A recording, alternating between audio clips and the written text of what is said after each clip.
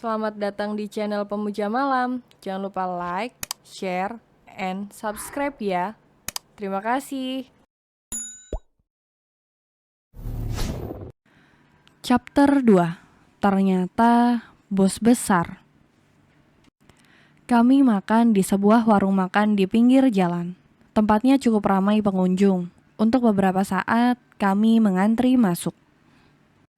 Duduk lesehan di pojokan, makan malam yang telah larut dengan menu bebek penyet dan minum jeruk hangat. Aku mengikuti menu makan lelaki itu. Jam segini, sejujurnya sudah sangat malas untuk makan. Menunggu pelayan membawakan pesanan. Mataku melihat sekeliling. Semua orang makan dengan lahapnya. Setengah jam berlalu. Pelayan datang membawakan pesanan kami. Ayo dimakan. Kalau cuma dipandangi aja begitu, ya enggak kenyang. Ujarnya setelah melihatku hanya memandangi makanan yang dipesan, tanpa berselera melahapnya. Sial, cacing dalam perutku bersuara meminta jatah makannya. Enak kok menunya, ucapnya di sela kunyahannya. Aku mulai mengambil sejumput nasi dan lauk, lalu memasukkannya ke dalam mulut.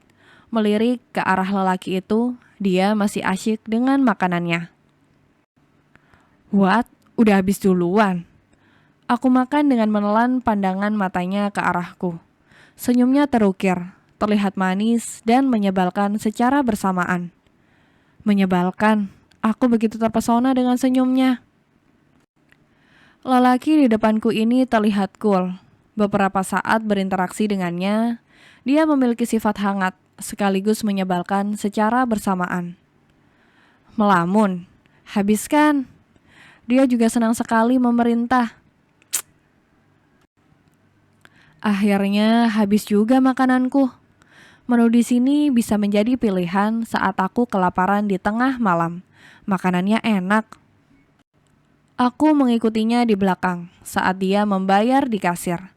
Mata-mata penuh telisik yang kuperhatikan sedang tertuju padanya. Membuatku tidak nyaman. Setelah membayar, kami pun menuju parkiran. Mobil berjajar terparkir tepat di depan warung makan. Di jalan, bunyi klakson bersahut-sahutan. Aku menghela nafas panjang. Jalanan di malam hari pun masih saja membuat emosi memuncak. Saling beradu untuk mendapatkan urutan jalan di depan. Mobil yang kami naiki pun memasuki jalanan. Terdengar beberapa kali bunyi klakson dari dalam mobil dan beberapa umpatan dari mulut lelaki di sampingku ini. Aku hanya memandangnya dengan tatapan bingung. Kenapa harus seperti orang kebakaran jenggot sih? Atau karena kemarahan itu memang menular ya? Jika orang lain tidak bisa menahan amarah, kita akan ikut-ikutan marah juga. Entahlah. Kemana lagi ini? Tanyanya membuyarkan lamunanku. Oh, mataku celingukan melihat penunjuk jalan. Ini udah sampai mana? Pikirku. Apa kamu lupa jalan pulang? Ketusnya. Tuh kan, dia berubah menyebalkan. Baru hari ini aku bertemu dengannya, tapi udah berkali-kali dia menampakkan emosi yang berbeda-beda. Dasar mut-mutan, cemoohku dalam hati. Lurus, nanti di tikungan depan belok kanan. Jelasku dengan menunjukkan arah.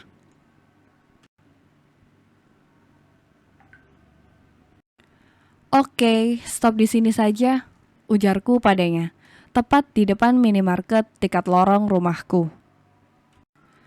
Ini rumahmu? Tanyanya bingung setelah menghentikan mobil tepat di depan minimarket yang aku tunjuk. Ini minimarket. Oh, dia mengangguk-angguk. Astaga, aku tertawa melihatnya. Beneran mau turun sini? Tanyanya tanpa menoleh padaku. Iya, makasih banyak ya. Aku melepas sabuk pengaman dan segera turun dari mobil. Menutup pintu, berdiri di samping mobil. Menunggunya pergi dari hadapan. Dia membuka kaca, melambaikan tangan. Aku menyambutnya, melambaikan tangan dengan senyum terbaikku. Berjalan sendirian di lorong yang sepi sesekali membuatku bergidik ngeri. Aku memang sering pulang malam, tapi ini pertama kalinya pulang selarut ini. Makan malam bersamanya tadi menyita waktuku. Sampai di depan pintu rumah, lampu telah sepenuhnya padam. Membuka pintu rumah dengan sangat hati-hati agar suaraku tidak terdengar penghuni rumah yang telah tertidur pulas. Aku berjalan menjinjit. Tiba-tiba lampu menyala terang. Aku terlonjak kaget. Ternyata ibu yang terbangun dan menyalakan lampu. "Baru pulang?" tanya ibu pelan. "Heeh," jawabku berbisik dengan mulut menguap. "Udah makan belum?" "Udah, Bu." Aku pun berjalan memasuki kamar. Tujuan utamaku adalah kasur. Bernafas lega, berbaring di atasnya, melihat langit-langit kamar. Astaga, terbayang senyum wajah tampan lelaki itu. Aku bahkan belum tahu namanya. Besok masih bertemukah kita? Pintu kamar menyeblak terbuka. Aku terlonjak dan langsung duduk. Ibu, mengagetkan saja. Wanita tua itu membawa baki dengan cangkir yang uapnya mengepul di atasnya. "Bersih-bersih sana," perintahnya. Aku beringsut bangun dan berjalan ke kamar mandi. Setelah membersihkan diri dengan air hangat, tubuhku terasa lebih fresh dan nyaman. Keluar dari kamar mandi, aku mendapati ibu masih berada di kamarku. Duduk di tepi ranjang melihatku dengan mata teduhnya. "Ibu buatkan susu jahe, minumlah lalu istirahat." Ibu berbicara dengan suara parau.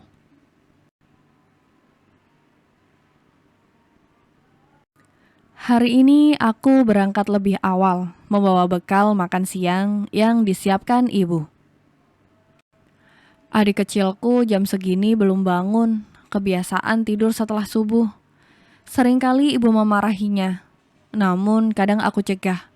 "Mungkin kecapean, Bu," alasanku padanya untuk menghindari dari kemarahan. Sesampainya di kantor, aku langsung membuka laptop dan menyelesaikan pekerjaan yang sempat tertunda.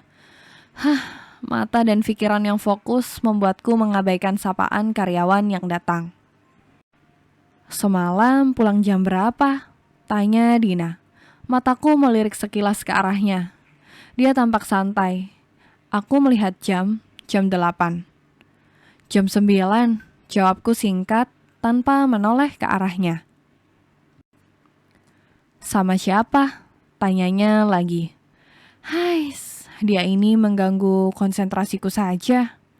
Aku menoleh ke arahnya, meletakkan jari telunjuk ke mulut sebagai isyarat agar dia diam. Aku menghembuskan nafas panjang, lega.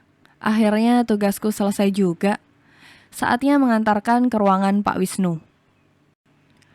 Aku masuk setelah mengetuk pintu ruangannya. Pak Wisnu sedang sibuk menghadap layar laptop yang berada tepat di hadapannya.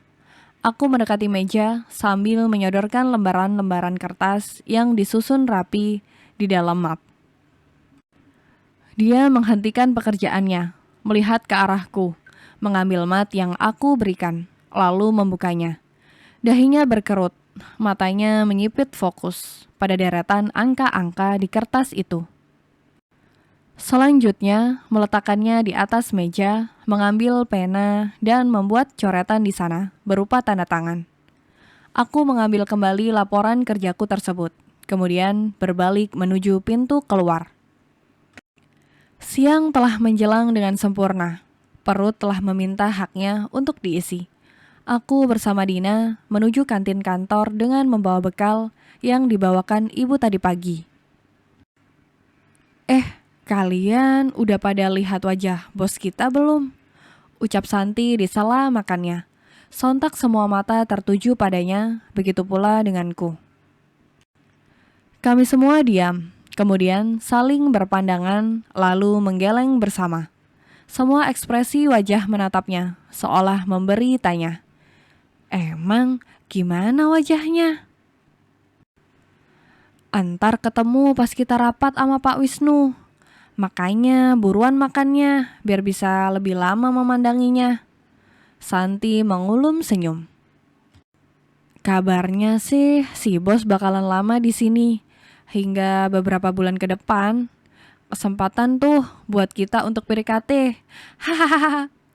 Aku mengangkat alis. Semakin kacau ini obrolan. Bos besar mau digebet juga. Awalnya aku tidak penasaran dan ingin tahu banyak tentang siapa dan bagaimana tampang asli si bos besar tersebut. Karena Santi membicarakannya terus-meneruslah yang memancing rasa penasaranku naik ke permukaan. Dan sekarang aku berada pada puncak itu. Rasanya ingin terjun saja dari gunung rasa itu. Santi menyebalkan. Istirahat usai. Mau tidak mau makan siang dan obrolan pun harus berakhir. Kami semua bergegas kembali menuju ruangan masing-masing. Lalu mempersiapkan segala keperluan menuju ruang rapat. Ini adalah kali pertama selama bekerja di sini. Rapat akhir bulan akan dihadiri oleh bos besar. Aku dan rekan bagian keuangan saling melempar pandang dan tersenyum, memberi kode lewat sorot mata. Hari ini bagianku yang mempresentasikan laporan pertanggungjawaban. Pintu ruangan kembali terbuka, melihatkan sosok Pak Wisnu beserta sekretarisnya. Mereka berdua masuk dan duduk di kursinya. Masih ada 2 kursi lagi yang kosong. Rapat dimulai, namun kursi tersebut masih kosong. Aku dan Santi saling pandang. Dia hanya mengangkat bahu, tanda tidak tahu. Aku menggeleng. Sekarang giliranku berdiri memberi laporan. Bulan depan, pabrik cabang Malang ini berencana memproduksi produk baru. Sehingga kami di sini ikut sibuk. Karena untuk penjualan kami semua turut andil dalam proses itu. Baiklah, saatnya kita eksekusi dan mewujudkan mimpi kita. Pidato Pak Wisnu kepada kami. Untuk proyek kita ini, bos besar dari Jakarta akan turun langsung memantau dan membimbing kita. Jadi, kita harus mengarahkan semua kekuatan terbaik kita untuk kesuksesan proyek kita. Lanjut Pak Wisnu penuh semangat. Siap, kami menjawab serentak dengan antusias tinggi. Lantas dia melanjutkan. Sekarang bos kita telah sampai di pintu ruang rapat. Kita sambut beliau dengan meriah. Kami sontak saling pandang dan bertepuk tangan.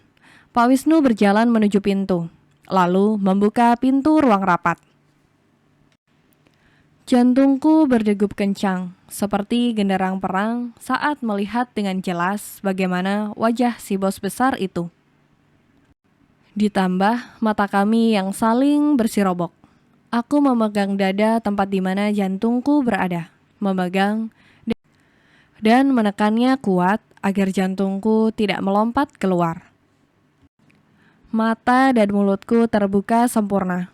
Aku terpana, bingung, bengong, sekaligus tidak percaya dengan apa yang telah terjadi. Dia tersadar saat Santi menarik lenganku untuk duduk kembali. Mataku melihat sekeliling, semua mata tertuju padaku dengan pandangan lucu dan mengejek. Ternyata hanya aku yang masih berdiri. Aku segera duduk dengan wajah malu. Aku menunduk dan menutup wajah dengan kedua tanganku. Perhatian, suara dan tepukan tangan Pak Wisnu memecah kesunyian. Semua mata dan perhatian kembali fokus padanya. Lebih tepatnya tertuju pada lelaki yang duduk di sampingnya. Si bos besar itu. Perkenalkan, ini Pak David Aryon Syahreza. Teman-teman bisa memanggilnya Pak David. Beliau dari kantor pusat. Seperti yang telah saya jelaskan sebelumnya, Pak David adalah pemilik perusahaan tempat kita bekerja dan akan langsung membimbing kita dalam proyek ini. Pak David akan di sini hingga proyek kita berhasil. Jadi, tolong kerjasama kalian, sehingga proyek kita dapat berjalan dengan baik dan lancar. Jelas Pak Wisnu. Lelaki yang kutahu ternyata dia adalah bos besar pemilik perusahaan dan bernama David itu pun berdiri, mengangguk kepada kami dan tersenyum. Dia melihat ke arahku dengan mengedipkan sebelah matanya. Lelaki yang semalam makan denganku dan mengantarkan aku pulang adalah Pak David, bos besarku. Ya Tuhan, aku benar-benar tidak waras. Adakah kejadian memalukan yang aku lakukan saat bersamanya? Tiba-tiba perutku terasa mual. Bersambung.